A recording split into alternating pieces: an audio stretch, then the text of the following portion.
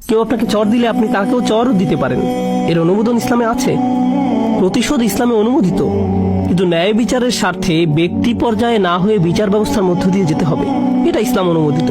কিন্তু আল্লাহ বলেন, আপনি যদি এখনো সুন্দরভাবে ক্ষমা করতে ফামান আফা আও আসলাহা এবং সম্পর্ক সুন্দরভাবে পুনঃস্থাপন করতে পারেন, শুধু রাগ দমন নয়, ক্ষমা করতে পারেন, তবে কি পুরস্কার পাবেন?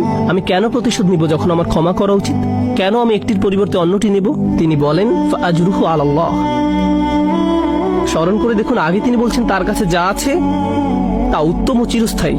এবার তিনি বলছেন, আপনি যদি কাউকে ক্ষমা করতে চান, আপনার রাগ দমন করেন, এর পুরস্কার এত ব্যাপক যে এটা বর্ণনা করা সম্ভব না। শুধু এটাই বলা যায় যে তা আল্লাহর কাছে আছে। আল্লাহই আপনাকে দেখবেন, আল্লাহই আপনাকে দেখবেন। এর বর্ণনা এতই বিস্তৃত যে শুধু এটুকুই বলা যায়, আল্লাহর হেফাজতে আছে আপনার পুরস্কার। সুবহানাল্লাহ।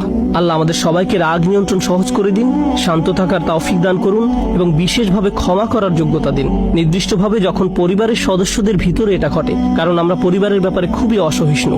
বারাকাল্লাহু লি ওয়া লাকুম ফিল কুরআনিল হাকিম ওয়া নাফা'নি ওয়া ইয়্যাকুম বিল আয়াতি